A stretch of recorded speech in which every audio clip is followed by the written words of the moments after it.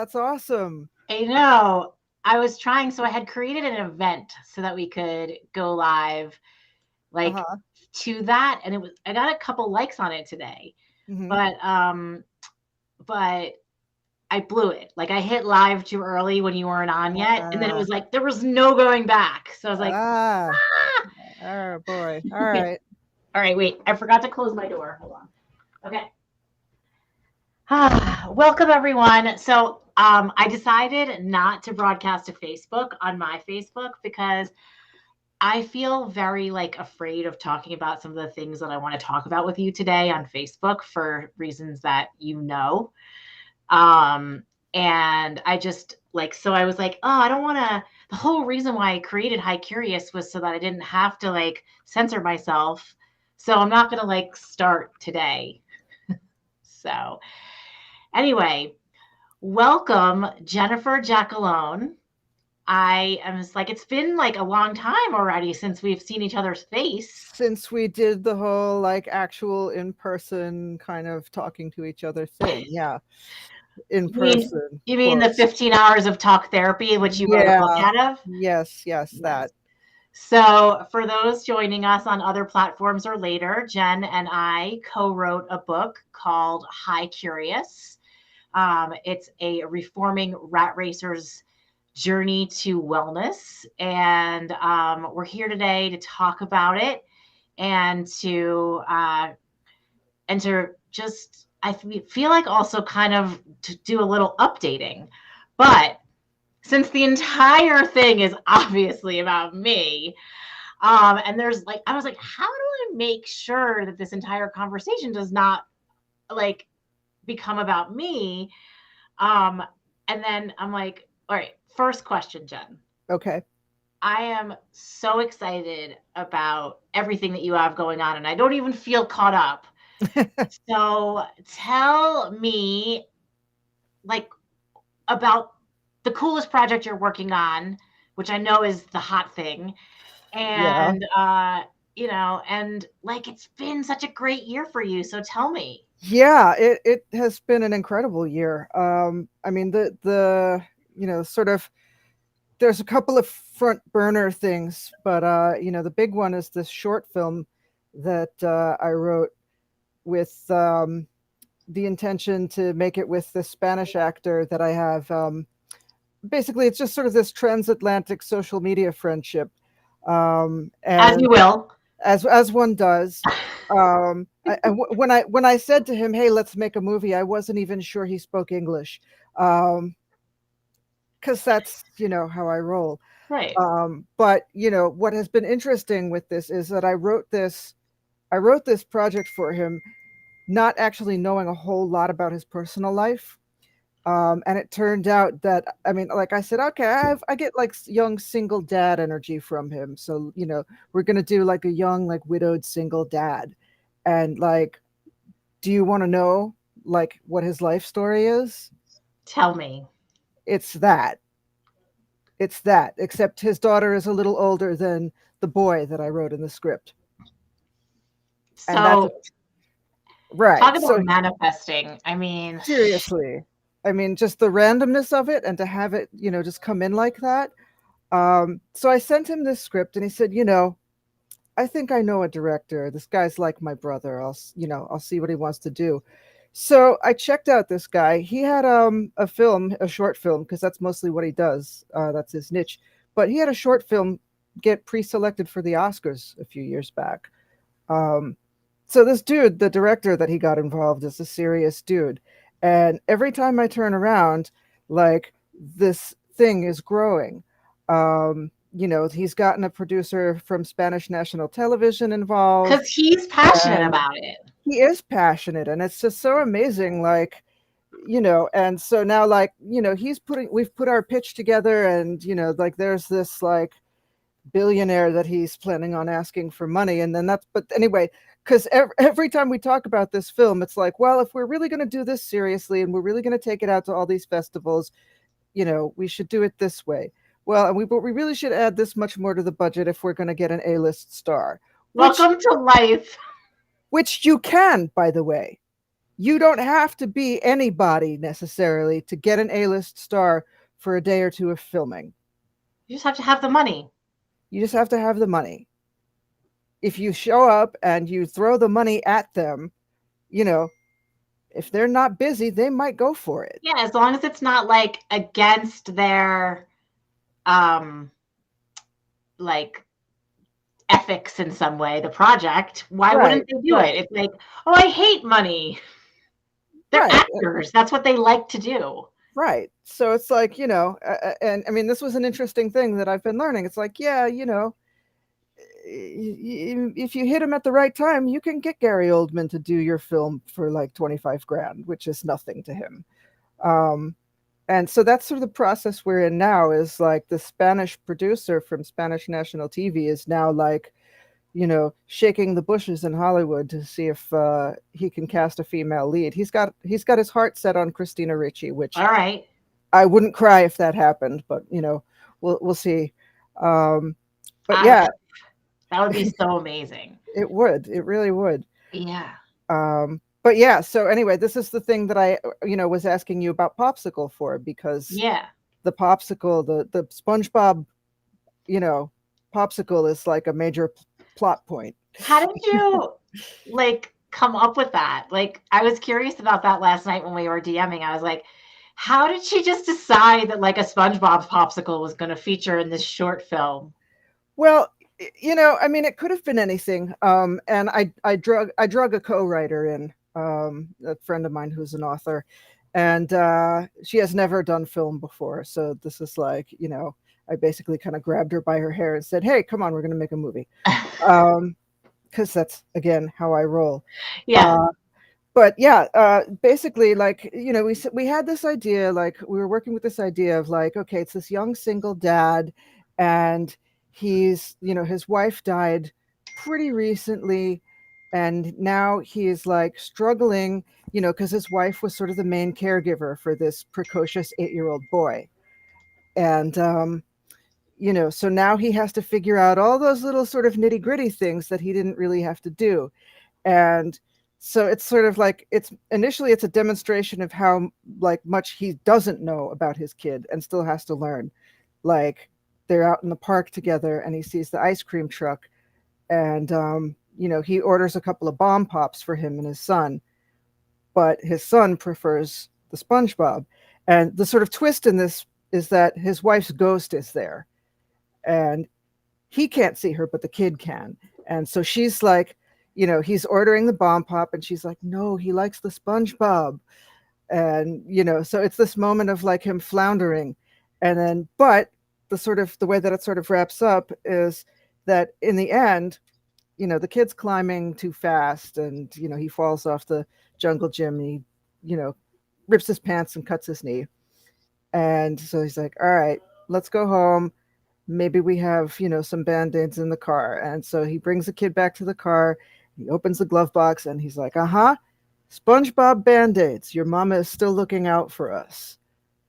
And it's like him remembering, like, okay, like, that's them sort of coming together at the end.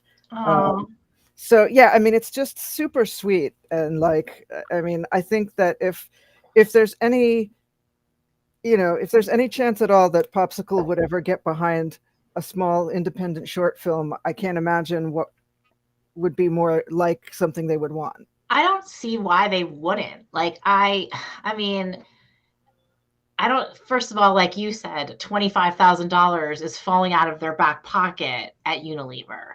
Mm-hmm. Hey, Crystal. Hey, Dan. Hey, Addie. I'm here with Jen. We're talking about her projects before we get into our project together. So Jen is working on a short film. She wrote the screenplay, co-wrote the screenplay. So yeah, okay. So I think that, so just to catch everyone up, Jen and I sort of strategize on things together in the DMs. And she asked me if I had any ideas for how she might reach the marketing team at Popsicle. And I happen to have a really good former connection from my days working at Unilever. So she's still there. So fingers crossed. I mean, she had something to do today because you could see. Right, So right. it wasn't like she was like she's ignoring you. She's just busy. So um anyway, It's hopefully it's she'll get back okay. to you either way. I know how to stalk appropriately, so Yeah. Obviously, otherwise you wouldn't have this movie. right. Well, and I mean, honestly, like, the book that we wrote together got written because I know how to stalk appropriately. Yeah, so should we segue to that? Because I would love to Yeah, start this. absolutely. Because, like, it's really weird, and I'm really happy that I'm not on. Just for my fam over on High Curious, I decided not to go live on Facebook just to be like, this isn't like for that world. So I feel good about that. But like my family has multiple people in my family have asked me, why did you have to write this book? Like, not like, congratulations, it's so great that Hmm. you wrote a book, but like, why did you write this book? And Hmm. like, we kind of knew that was coming, but we've been wrestling with it for like 2 years now. So, anyway, but I want Hmm. to take a step back and I want to say, before we became friends through this project, like what your perception of me was, and like then why you approached me, Hmm. and then we'll get into the actual story that's like after that when we came together. So Yeah. Well, I was sort of, I was at this place where I was kind of like, I felt like I was transitioning out of the company that actually where we met. Um, and, like I was looking to pick up more freelance projects and whatever. And, like I was checking my LinkedIn, and like I saw you kind of, posting all this stuff about, you know, cannabis use and, you know, advocacy and all of this stuff. And I was like, that's interesting, because that was not the way I remembered you. I mean, obviously, like, I had positive memories of you as a colleague, or I wouldn't have, you know, followed up with, trying to work with you again. Um, but yeah, so I was like, okay, let's see what this is about. And, so I pinged you over there, and you're like, yeah, come follow me over on Instagram. And, it was like I just happened to catch one of your lives one day, and you were talking about everything that you were doing, and like I just really got this vibe of like a very different person from the one that I had interacted when you were back in New York. Um, and then you told the story about your son, and that was like, all of a sudden I was like, oh, okay, that sort of was like I kind of saw that as like, okay, so there's a catalyst there. I feel like there's definitely a story here. And that was when I said, okay, so have you thought about writing a book? um because that's me. I'm a writer. Like, I go for transformation narratives. right. That's what I'm interested in. How does someone start off, in one place and end up in a completely different place? Yeah. And so Jen approached me and I was like, I have been thinking about writing a book, but like, who the hell has time to write a book?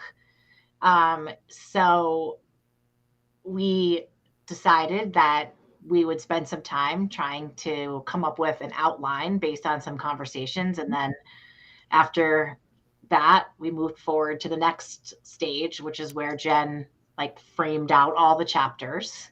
Hmm. Yeah, I mean, we did what, like 15 hours of interviews, I think. Yeah, 15 hours of interviews, which is like, I mean, my therapist now has spent more time with me than you, Hmm. but, but like, I've been seeing her since April now. Okay.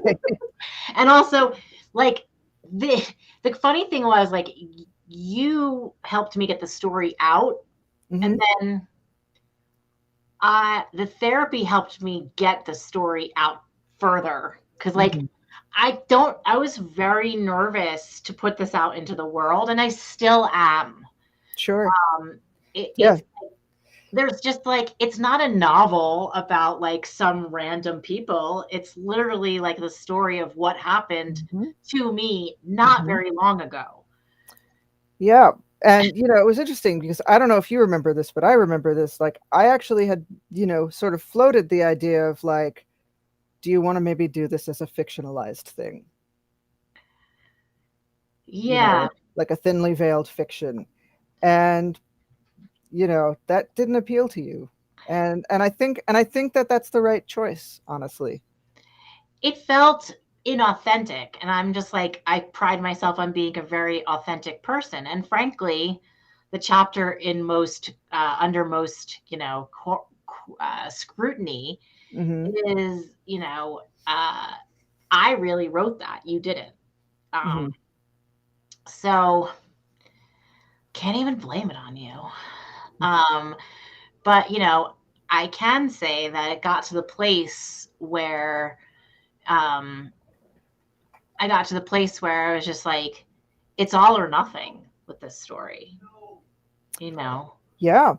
Well, and I mean that was true like there cuz there were other sections even within what we had worked on together where you had made a conscious choice at the time to hold back. Right. Like we wrote, we did our interviewing, and then I wrote the chapter, and we sat down together and looked at it, and you were like, well, I know I said this in our interview, but I don't think I want to put this in the book because whatever, it's too revealing or it's Because I too don't want, harsh because or I didn't want to hurt. The truth is, I don't and didn't want to hurt anyone, hmm but it is my truth. And that is hurtful to people. And that sucks, you know? yeah. So Dan says, nice to meet you. I know you can't see comments because you're probably not on. And Crystal says, it's your story. So cool. So yeah. And also Dan read the book. So he says, it tis a wonderful collab you achieved. Thank you. So yeah, so basically, you were very kind to me just now when you were saying that we had a good rapport at work, which I know we did have a good rapport at work, but I also had a reputation at work, especially within your department, that made it very even more of a transformation story to hmm some extent hmm because of the me you knew before to hmm the me. So what has been really interesting to me being myself over the course of the past couple of years is seeing so much of the insight that like you saw,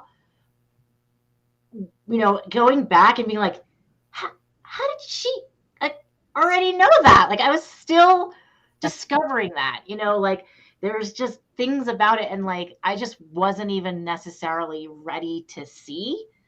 Like, hmm I was like, what do you mean a giant ball of anxiety that I wasn't ready to uncork? And then I'm like, oh, actually, that is exactly what it is. God damn it. Yeah, well, we really drilled into that when we were doing the chapter about, stress and its effects on the body, and because that came home to roost for you in a big way. Yeah. And to be honest, kind of going through it again right now, where like I was great. Now like the business is hard, and I'm just like I'm trying to muscle it. So like my 2022 is like all about, especially like last year, the first I wrote the book, I like moved on from all that stuff, and Mhm. then like last year I like been doing therapy to all that stuff, and this year I'm just like it's about me. It's not about my family this year. Hopefully everyone will stay happy and healthy, but like nothing has moved forward in 3 years, so I'm not going to start all of a sudden being like continuing to be the only one who's like not the only one because I'm sure they're worried about it too, but I don't need to worry about it this year. I can put a little lid on it for a year, Mhm. I hope. So that's what I'm doing because it keeps me, honestly it keeps me from marketing the book Mhm. because I know it's hurtful to my family. Like it sucks. And like it hurts my sister. And hey, I'm in the middle of something. And uh kids. I do. It's actually a miracle that my little one hasn't wandered in here I yet. mean, if I walk into his room while he's playing video games, like what? Like it's like I mean, it's like a monster comes out of him, Mhm, and mhm. I'm like trying to like, hello, what can I do for you? Like I mean, if what I really want to do is like, get the fuck out of Oh, look, I mean, at this point in the, because I'm with a new company now, and like, it's just a fact. Like, if there's a snow day and my kid is home, my coworkers know they will see him at some point. He will wander into the room, he will lean down, look at the Zoom call, see who I'm talking to, say hi to everyone, and then leave. It's cute though. It's good. I It mean, is. that's It is. literally how it has to be like now, and I think that's what's made like, and also that's another whole thing. We wrote this book before COVID. Right. That's right. If That's there right. was a time before COVID, we did. We wrote this book before COVID, so We finished it, I think, right before COVID. we finished it in like I think you sent me the final like maybe January or February of Right. 2020, and Right. like And then like a month later, yeah, lockdown. I know. But it's kind of in Funny. a way it's kind of cool, that we it's like a and like again, I don't know, keep getting this question, why'd you have to write the book? Okay, they don't all say have to. They actually say why did you? But the have to is so heavy in there that it's like you could I mean, I can't help but hear it. I get it. My mom asked it to me in therapy. Took her to my therapist. Um, but I'm like, because I want to change people's lives and leave a legacy. Not, and like and I think that when I think about it now, I just think, everyone who has done something larger than life Hmm. has always had to piss off a few people, especially the people who thought they knew them before. And like, yeah, You will have problems with people who insist on trying to relate to the you that you were as opposed to where you are now. Like, exactly. they don't know how to see you any other way. It's And very incongruous. Like mhm, it's like it makes them very uncomfortable, sure. because they have a box that you live in for Hmm. them, Hmm. like and like a picture frame on the wall, and then if you start like moving out of the picture frame, they're like, get the fuck back in, and like Sure. this is not how I wrote this story. Right.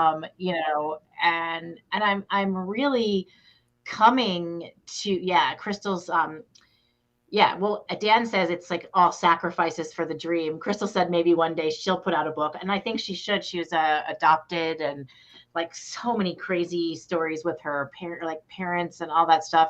But yes, they don't like seeing you in an unfamiliar way. Exactly, it's really uncomfortable for them. It's like their world is like shifted uncomfortably, Hmm. Oh yeah, absolutely. And so, and I always like, so it's funny to hear your perspective because a lot of times, like, for example, I try not to care about what other people think, but Hmm. it's really hard. So, um, sometimes when I post things on like LinkedIn, sometimes I do think about like who might see it and Hmm. who might like react to it and what they might say. And so, like, the people who knew me like at our previous job Hmm. are probably like, who the living fuck is that? Yeah. Well, like I said, my reaction was not that, but it was, huh, interesting. I think the very few people who know me very well, Hmm. which is like a handful of people, Hmm. I catch them who are like even still there, would um would know that this is me. Like that, like I actually had this thought today about when my son was 10, Ethan was 10, he was in this terrible accident and he was burned. It was horrible. And I would just been starting working at Ketchum. I'd been working there for about less than a year. And everyone was great and everything to me, but it was just a different time. And like we were racing to get back to work, and it was we weren't caring for, ourselves in the way that we're pushing towards those, ways now. And anyway, I raced to get back to work, and one of my first things I had to do was go to Pfizer and work with and talk to a client about something that I really disagreed with her on. And we ended up uh, getting into it. And she said to me, I'm the client, I'm right, you're wrong, conversation over. And, when something horrible happens in your life, like your child getting burned, you just get this moment of like nothing matters. Like it's like you realize that nothing is important. Like all bullshit isn't important. Hmm. Literally, like on the drive home, I remember this almost on the drive home from Pfizer after collecting myself, I could not breathe. Like I had to like run out of there crying hysterically. Like I could not collect myself. It was horrible. And it's almost like I built the turtle shell then, and I never took it off until, just maybe like 2 years ago, because it was too scary to stick your neck out and say what you think or you believe or to be true, because you're, no matter what, someone is going to, like, higher up than you is gonna, so you're like, you know what, it's not worth it. And that's where creativity goes to die. Yeah. Well, and I mean, and there's a thing about like there's this theme that I explore actually in one of my other there's a drama script that I have, and it's about vulnerability being absolutely necessary for creativity. And Mm, there's say a more. reason why people, like, there are a lot of people that think they're not able to be creative or they can't be creative, but it's just that they're afraid of that vulnerability. And I don't know that you can change other people's lives if you're not willing to make yourself vulnerable. I totally agree. And I would never have been able to become vulnerable without cannabis. Hmm. I would never have been able to take these types of risks and take the punching that has definitely come Hmm. because of taking those risks, and because I was a person who wanted to be liked by everyone. My Hmm. job, I mean, and like I realized like my job, I became what is known as, and I'm sure you know this term. I'm literally gonna uh, write a blog post about this. It's the bitch whisperer. So that was like everyone knows there's certain people at agencies, other people will be guaranteed. Okay. You're the bitch whisperer. You are also kind of a bitch. You Hmm. know how to handle a bitch, and you can take the beating that a bitch will give you, which is really just a grown up fucking bully. Hmm. And agencies just let that happen. And I was just good at taking other people's like bullshit and trying to not press their buttons. Because I lived my whole life trying not to press buttons. Right. We all do. But, so anyway, the whole, it's so crazy continuing to have a perspective separate, like away from corporate America now. Hmm. It's really, a couple people have reached out to me behind the way saying things like, I don't know how if you know how much you inspire everyone. And I'm like, because none of them will ever like my posts because that might get them in the Hmm. stream. Right. Right. Right. Right. Oh my Right. god, it's so crazy. I really didn't think it would be like that. Yeah. Well, I mean, look, you've picked something that's like, it's still a little bit socially edgy in a way. And, you've decided that that's your thing. And I think that's fantastic. I think that's beautiful. Um, I think it's necessary right now. But, I mean, it's just interesting because, like, it's actually like the two former Ketchum people that I sort of enjoy, like, kind of watching their journey. because they're very, because they are very different from when I knew them there at Ketchum, was you and this other woman who kind of went the exact opposite direction than you. Like, Krista? yeah, Yeah. yeah, like she's like really into her sobriety and like it's been clearly great for her. And she talks about it and the social pressure that comes along with drinking and like how she's so much freed. And it just, I mean, it's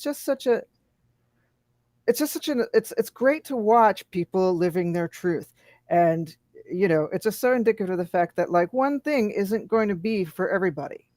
Right. And Totally. And I mean, I while obviously cannabis is not sobriety in any way, shape, or form, it's very like it's different from alcohol in a yeah, very big way. And I right. haven't had any. I also don't drink alcohol, so I do kind of when Krista says like I went the other direction, I don't think about it like that at all. I kind of think about it as like it's a very similar direction. It's a direction of tapping more into yourself, Hmm. your inner strength, than like using something like alcohol to check Right. out or numb.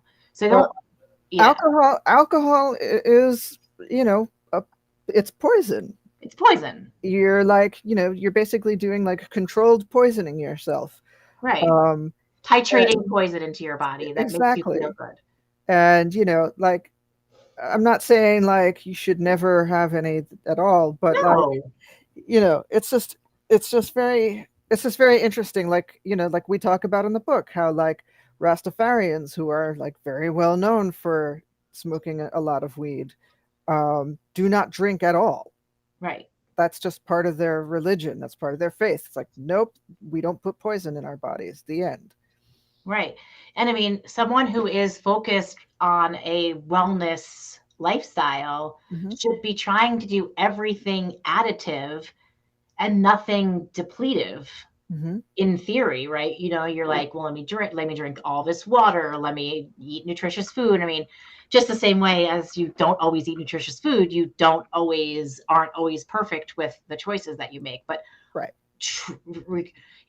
but one of the things that we have, Krista and I have in common is that we first of all, Krista was on my team, so I probably caused half of her, work trauma. So like she was like my VP direct report for like two Oh and a my half years. God.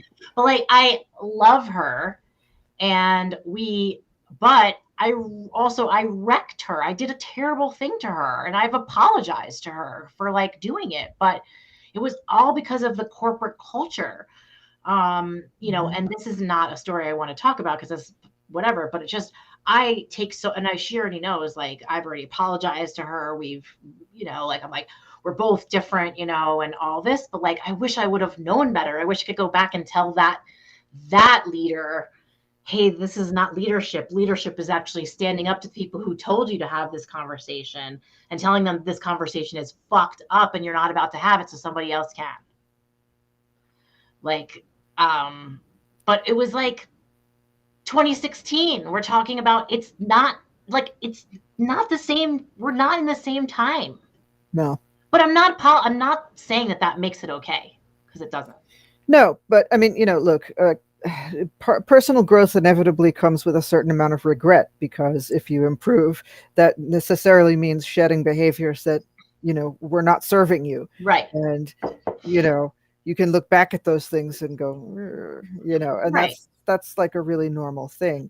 Yeah. Um, and the thing too is that like regret in and of itself is not helpful or productive, and it's only like if you use it to grow and like use it as a vehicle to like move forward, Totally. and change your behavior, that it serves any kind of purpose. Yeah. Totally. I know. I agree. And that kind of like it's interesting because that kind of takes me back to the whole emotional side of the book because the whole thing is how are you going to regret this putting this out there, blah blah blah. And the answer is no. The answer is definitely no. I'm not going to regret it, but I am extremely sad Hmm. that the relationship with my father still is horrible and that the book made it even 10x worse.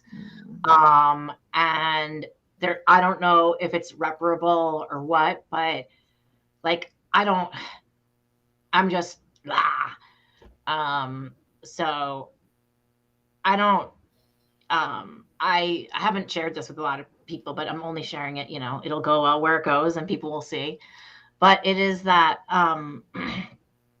after he read the book, he wrote a whole email to me and my three siblings. We were all on the email, which No, I, that's not a good beginning to a you know, story. with a forwarding it like for like whatever, and like with everybody was on, and it was like basically a whole like name clearing like operation. Hmm. And oh, wait, I want to see if we can do this. How cool is that? Oh, look at that. Huh. Nifty. Yeah. So yeah. So it was like, yeah, this way they can't see like our boogers and stuff. So yeah, and it was horrible because here's the worst part. The Mm-hmm. worst part is that he said he has no recollection of saying the thing that he said, right? Mm-hmm. Which is um what is that sound? Do you hear that sound? Sounds like a blower of some sort. I feel like it. Maybe it's on your end because I don't Oh, it really. stopped. Hmm. Okay. Does Noisy. anyone else hear that? Anyway, so yeah. What was I saying? Yeah, it's a weird sound. It's gone now. Yeah, like a feedback buzz, right? Yeah, that was weird. Hmm. Um, that's my husband's on. He's like, that's what a narcissistic gaslighter says. I never said that. Yeah, the sound is back. I don't know. It's like, huh? Barry, come help. You have something electronic nearby that might be causing some interference. That's the only thing I can think about. But also, No. the internet has been doing this today on my side. Oh, too. really? Yes. Okay. I do hear some feedback for you on your line. Hold on. I just want to go on mute and see if it's me or if it's Jen.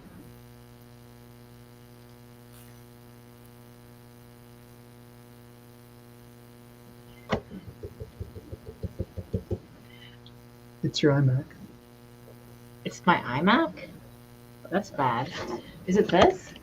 There's something over here mechanical. You keep talking. Okay. I'm gonna listen. All right. So, what were we talking about? Oh, my narcissistic dad. Okay. So, Jen's eyes just Yeah, now. it's coming through your speakers. Really? Yeah. Or like maybe I should just put headphones in. Yeah, try that. Oh, who did something? Somebody just did something. Jen? That was your speakers. Was that my headphones I think going that was in? your headphones, maybe. I can still hear it. I think it might be her side. I think it is. Ask her to Jen's mute. side. Ooh, it's really bad in my ears. Yeah, Jen, I think it's on your side. Yeah. Because when you did something with your headphones, that changed. Did it go away? Now it's turning down. Yeah, it's quieter. That's weird. Ooh, now it's louder.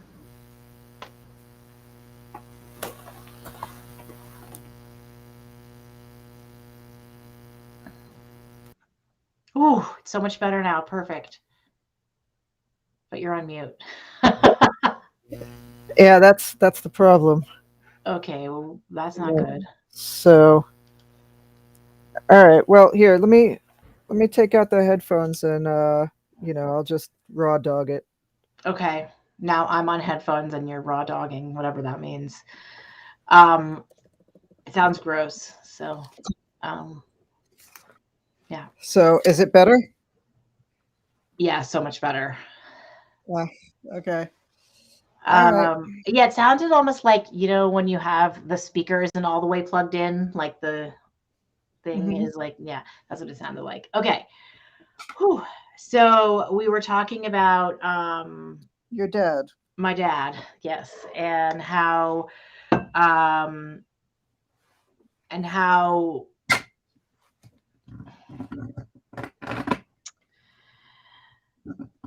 He sent out well, a first of family. all, yeah, oh yeah, he sent out a email. family email, and the email said that he had no recollection of saying that he wasn't sure if he wanted to have a relationship with me if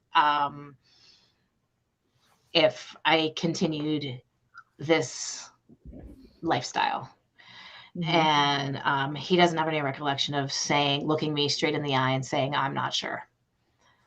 So I just didn't know where to go from there. So Uh-huh. I haven't gone anywhere.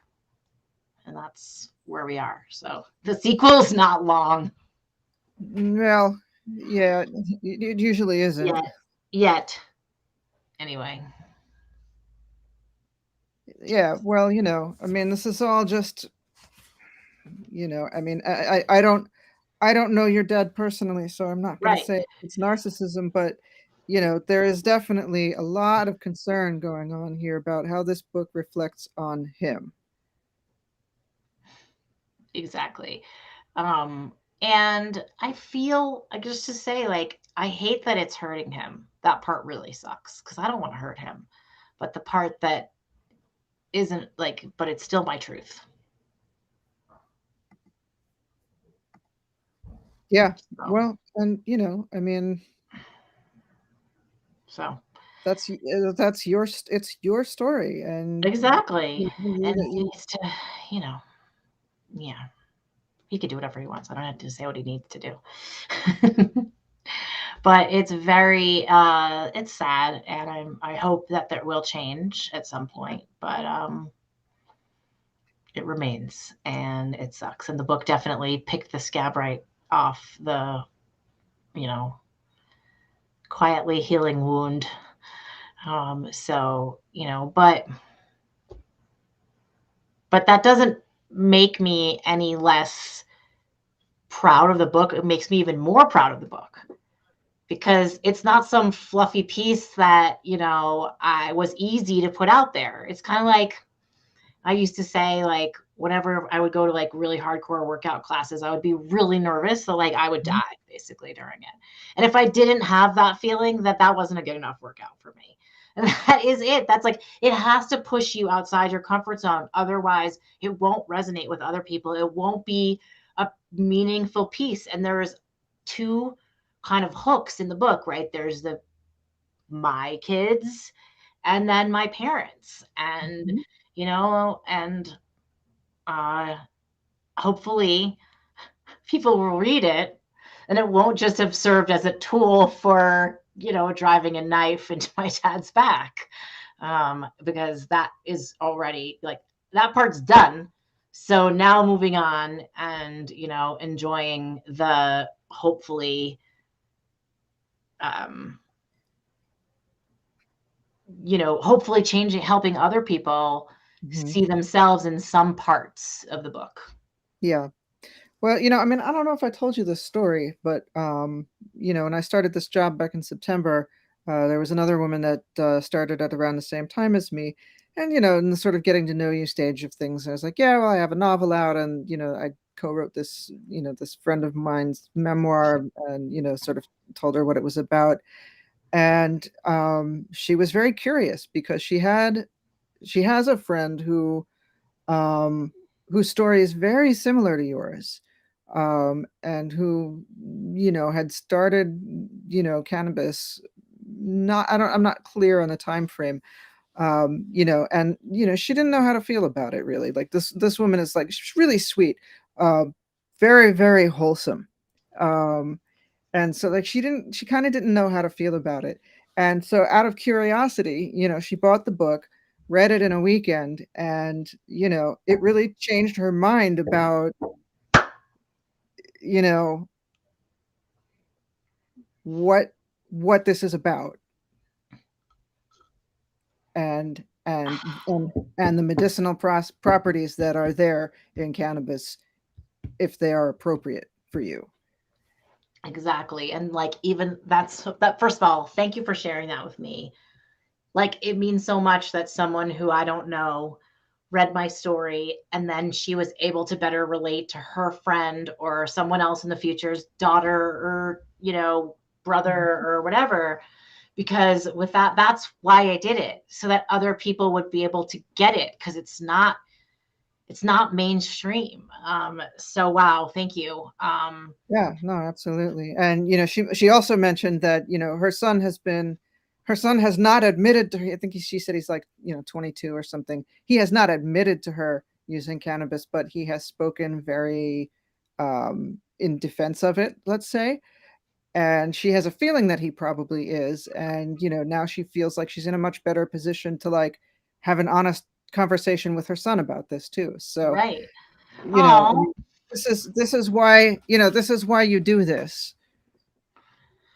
being Ethan, changing the world. I mean, so, you know, Ethan's 20 now and about to be 21. And the other day, when the book was already out, because I offered to have him read it. And of course, he was like, I don't want to read it. And I was like, okay, but like, there's a part about you. And I kind of really like your, well, I don't care.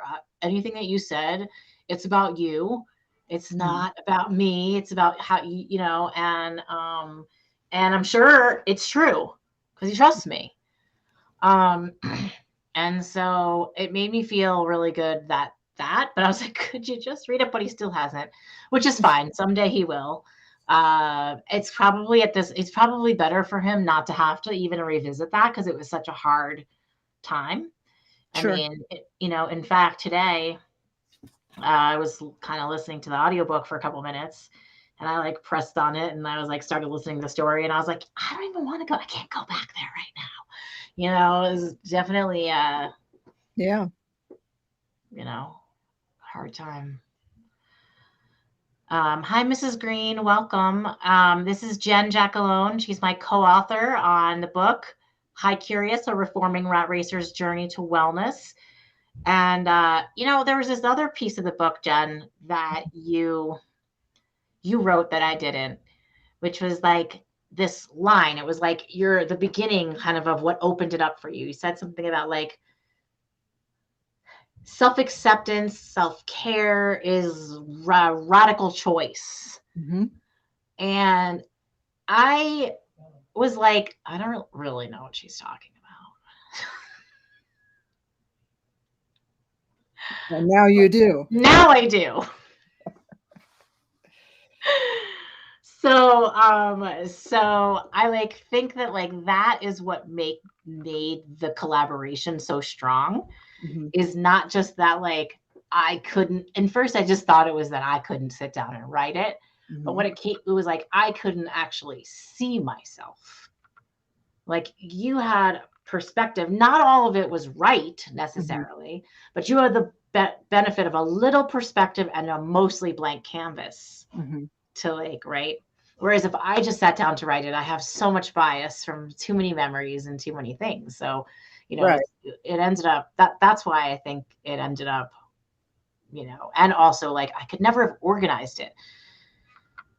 Yeah. Well, I mean, it was sort of a, not to like, big up myself too much, but yeah, but you should because you're the best. Thank you. You also are the best. So we, right. Mutual admiration club. But like I feel it was a fairly ballsy decision to not go with the sort of tried and true path of making it a chronological memoir, and rather to just look at different sort of facets of your life and break down the different aspects of wellness and how cannabis changed you within each of those aspects. Yeah. So what did you think after? So just for everyone watching, what we did next was I found a publisher, self-publisher, but a partner to help me along the process of it, which now I understand it is not nearly as hard as I thought. But in the beginning, like, how do you even know? And also helped me figure out like how to get it on Audible and all that stuff, which would have taken me 9,000 years to Google. But then she hired an editor who I think did a really nice job. Some parts of it, there were parts then I took it back over and then I had to like kind of find my voice again a little bit because between it was like, what did Jen say first? What did this guy say? Because like he had this tone, this sort of like he gave me this voice that I would never use. Like it was very, It was more like your voice, to be honest, Jen. It was more like, yeah, like it's very like, I don't know, just more, I don't know, more of how I've heard you talk. And so I guess maybe he was picking up on your voice a little bit also. Who Mhm. knows? But his name is Jonathan. And I think he did a really nice job. And I think one of the best things he did, which I wondered what your perspective was on it, Mhm. was taking it from the chapter structure that you created and Mhm. breaking it into like, I think we had 9 chapters and now it's like, I think like 21 chapters. Mhm. So what's your perspective? Like, what do you think about that switch? Um, I mean, there is so much more of you in it now. And I mean, ultimately it is your book, so I think that that's a good thing. Um, I mean, always went in with the expectation that there was going to be significant change by the time it was actually released. Just because I've, been through this before, and, sometimes it goes down nice and easy and smooth. But, for example, like my second novel, which is now, with the publisher, it's being edited. Um, they contracted it, we signed the papers, and they said, okay, now we love it, but we want you to basically totally rewrite it. And so that was like 6 months of rewriting. And, sometimes that's what it is. At the Yeah, end of it, I have come away with a very different book than what I initially turned into them, what they right, initially bought from me. So, right. you know, it's change is par for the course. And, in this case, because this is your memoir, I think, it was important to get a lot more of you in there. Yeah, I mean, the way I always felt about it was that you were writing like the shell, and Hmm. then I was going to sort of put the meat like in it, Like because there were, Taco. yeah, like a taco, exactly. Because you made all of like it was almost like a Mad Libs but custom. It was like insert story here, Uh-huh. there were also some parts that uh like, okay, this is another thing that I think is really interesting. Hmm.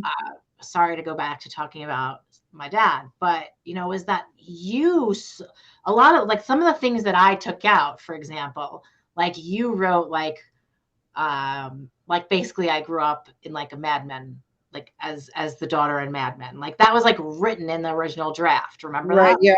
Yeah. Yeah. I think there was a Don Draper reference Don somewhere. Draper reference, yeah. Yeah. And I was like, "Ooh, I don't think I could go there," That's yeah. So it was really Yeah, I know interesting. you did. You felt it was too harsh. I remember, and But I was like, it it's your book. because yeah, because no, because he wasn't that, but um it wasn't that part. It was that I just felt like categorizing people based on other characters just wasn't really fair. Um, so interestingly enough, the other kind of feedback I've heard was like, that it wasn't comfortable for my sister to see anything about her own mental health in there. Hmm. So remember we talked about that, and that was in there.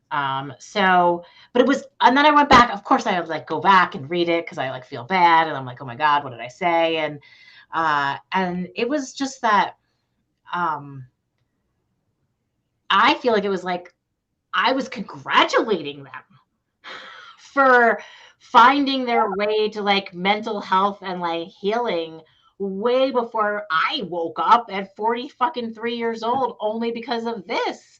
Like Yeah. good on them, but I could see Yeah. that I it was remember. I remember now the section that you're talking about, where it was just like, you sort of compared your own emotional intelligence, to theirs, feeling that you had much less of it, uh, correct.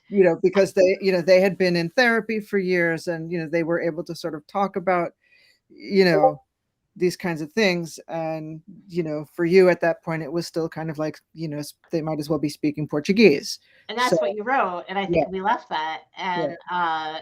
And yeah. And then I think I said, I think you might have written something like, my sister fancies herself something of a mediator.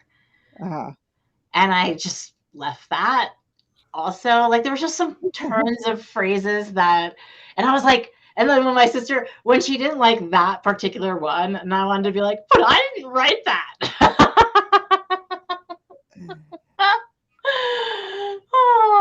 Oh, Well, but there's nothing you could do because if you know if it's in my book, like I wrote it, man. That's that's just, it. That's it. In for a penny, in for a pound. and I just recently listened to wait, what's 100% true? I just listened to my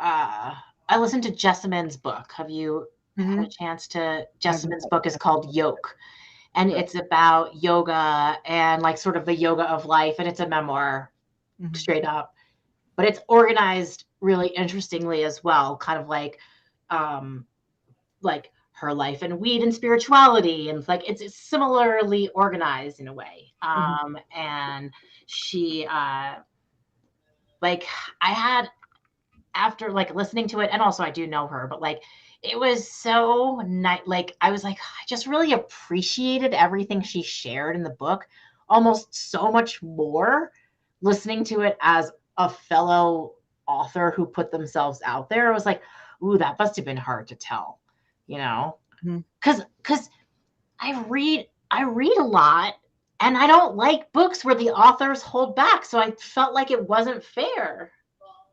And if you like want a good book, it has to be like the harsh, vulnerable part, like you said. Mm-hmm.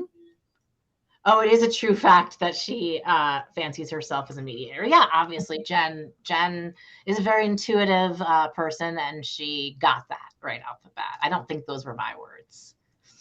Yeah, that doesn't sound like something you would say. That sounds like something I would say. I mean, if we're being real here. Yeah. So, does anyone?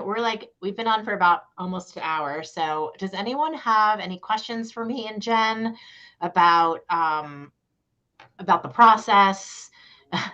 About, oh, hey, Mary Jane Jackson, about just anything that, any questions about any of this, about writing a book, about being a screenplay writer, um, anything. Anyone have any questions? Um, let's see. One, let it, what else? Oh, yeah. Remember we talked about it turning it into a documentary? Mm-hmm. What do you think about that? Where's your head on that? Um, I still think it's a great idea. I still think it's a great idea. I have to talk to some people who do documentaries because that's not so much my wheelhouse. So I need to learn a little bit about that. But I can look into You that. can learn on me.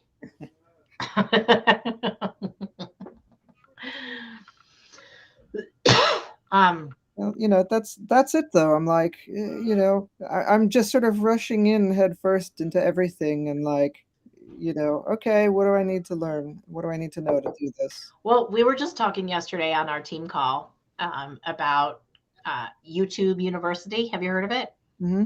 I learned so much there. I mean, I learned things for my business. I learned macrame. I mean, it's so versatile, this school. And the teachers are so nice, and they come from all over. Uh, No, but like I'm I'm serious. Like we don't even have to leave our houses anymore to learn how to do something. So if you're a learner, which is you are, and hmm. you're on like a quest kind of, right? Hmm. To find out more and know more about humanity and all that, then you're always you always want to learn. You don't want to just keep doing the shit that you always did. So, Yep. okay, two questions for you. Okay. One is, where did you start with the book writing? How did you find that point? And I think she means like when you first started writing books, but Erica, you might need to clarify that a little bit. And then the other question was, how does one get started writing a book? Well, you stare at a blank page for a while and then start typing. Um, Profound. Honestly, the biggest thing that you need to get over in order to be able to write a book is you have to let yourself suck. You have to give yourself permission for what you write to not be great, because especially if you've never written anything before, it probably won't be great. And you have to just be okay with that, because whatever this is that's in you, the story that you have to tell, has to come out. And if it's not the most, you can edit bad writing, you cannot edit a blank page. I love that. And So, it's so perfect. That's such a great answer. And it's so exactly spot on to what I talk about putting yourself out there mhm. on social media and stuff is like, it's very uncomfortable to make a video of yourself. Oh Like, yeah. and it's very uncomfortable to see yourself or hear your voice, but you have to get past that.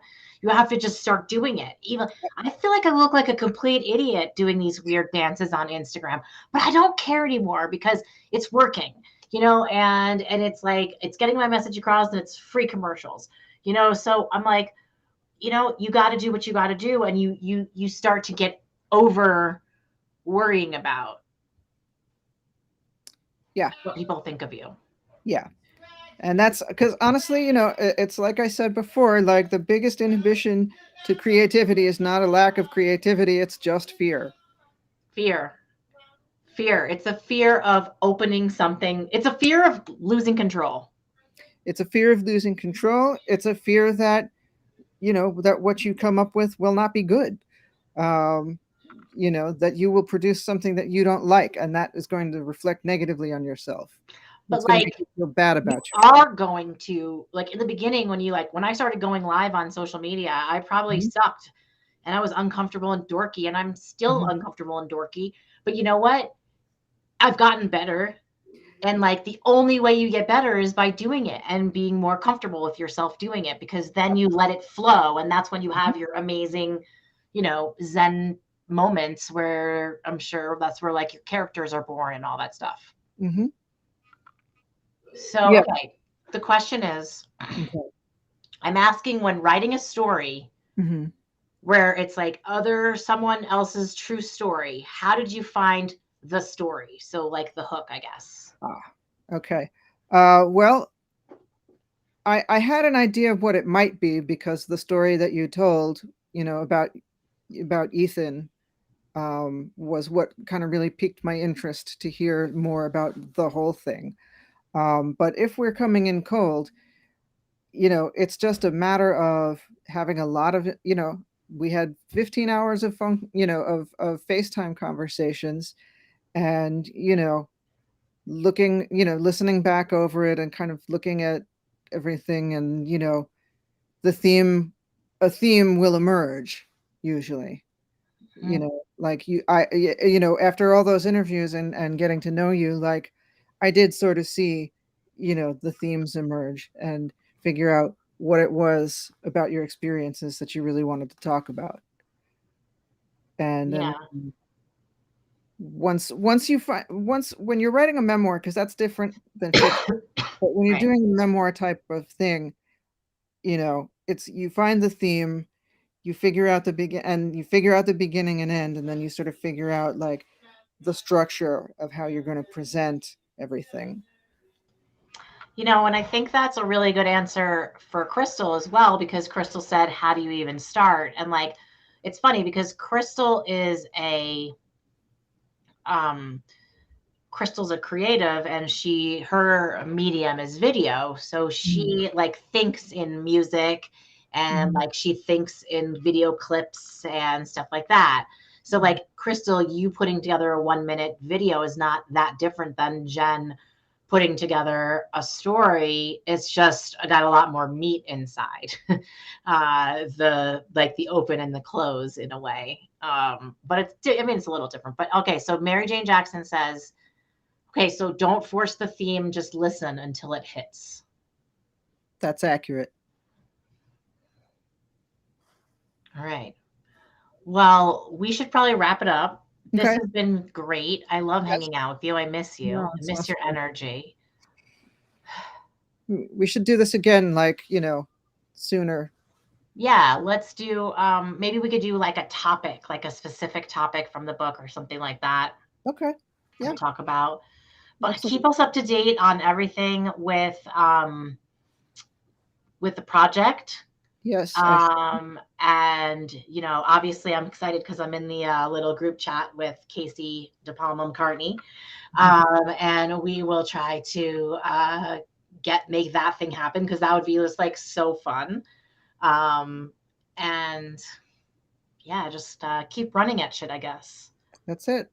Keep running. That's what manifesting is. It's run at it till you hit it. I went to the doctor today. I'll leave you on this because it's related to this. I went to the doctor today. Okay. Not like the doctor, but like the back, he's like a myofascial massage therapist, and he does these. It's crazy what he does, but it's awesome, and I Okay. always feel so much better when I leave. So he was like asking me because I have like all this stress that I hold in like the back of my neck and all that stuff from, the stress shit of all the shit, and he's like, "Well, why do you feel stressed?" And I was like, "Because I live on Earth." He's like, well, like, and I have a hard job. Like, I'm trying to be an entrepreneur and I'm trying to do this thing. And he's like, well, what are you going to do if it doesn't work out? And I was like, nothing. He's like, well, what else would you want to do? And I was like, you don't understand what it means to be doing what I'm doing. Like, I was kind of like, first of all, I don't even like talking to this person. I want him to stop talking to me.